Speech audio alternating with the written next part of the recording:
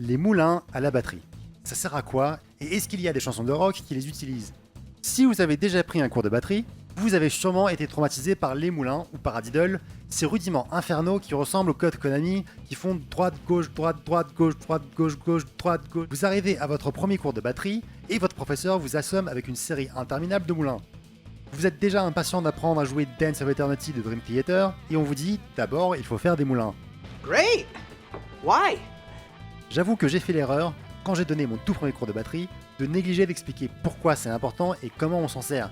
Alors que souvent les élèves ne sont pas motivés pour en faire parce que ça paraît abstrait et inutile. Et à mes débuts, je n'en voyais pas l'intérêt non plus. C'est pas un vrai rythme après tout. Je me suis mis à écouter de la musique pendant la phase pop, punk et néo-metal. Et les batteurs que j'écoutais à l'époque, Très Cool de Green Day, Rob Bourdon de Linkin Park, ne jouaient rien qui ressemblait à un moulin. Généralement, dans le rock, on se contente de faire des alternances assez simples, droite, gauche et puis basta. Alors du coup, à quoi ça sert? Déjà, c'est bon pour la coordination et l'indépendance des mains. Ça vous force à rester en rythme, sur un seul instrument, vu qu'on est en général sur la casse claire, et il faut bien apprendre à marcher avant d'apprendre à courir. Ensuite, si comme la plupart vous avez une main dominante, vous risquez d'avoir des problèmes avec la main faible. Généralement, avec la main faible, vous jouerez peut-être moins fort, ou au contraire, vous allez essayer de surcompenser et du coup de jouer trop fort avec votre autre main. Et en plus, le fait de changer de main peut vous donner envie d'accélérer par accident. Et les moulins, avec leurs alternances complexes, vous forcent à vous concentrer sur cette asymétrie pour y remédier. Donc, même si vous jouez des rythmes très simples comme Billie Jean ou Highway to Hell, travailler les moulins portera ses fruits et vous serez plus à l'aise à la batterie. Je recommande même de faire ce que fait Danny Carey, l'énormissime batteur de Tool, qui fait des moulins avec les pieds pour être plus à l'aise à la double grosse caisse. C'est ce que dit Wikipédia, mais en fait j'ai pas trouvé de source. Je voulais le mentionner quand même parce que c'est une très bonne idée. Mais est-ce qu'on se sert vraiment de ce genre d'alternance dans une chanson?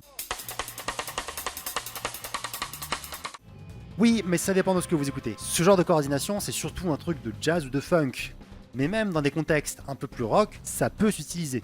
En voici mes exemples préférés.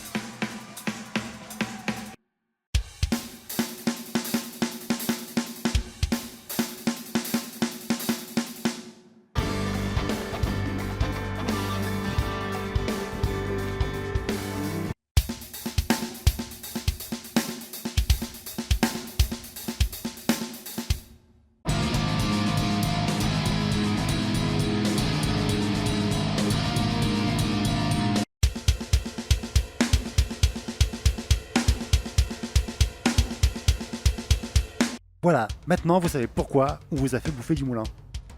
Et si vous cherchez à approfondir votre technique à la batterie, ou mieux comprendre le style de batteurs légendaires comme Charlie Benante ou Ian Paice, je donne des cours de batterie personnalisés en ligne, en visio sur Zoom.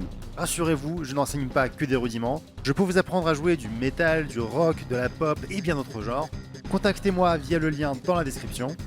Vous trouverez d'autres vidéos de ce genre sur la chaîne. J'ai récemment sorti des vidéos sur Led Zeppelin, sur Kiss, sur Michael Jackson. Vous pouvez vous abonner et laisser un like pour soutenir la chaîne. Merci et à bientôt.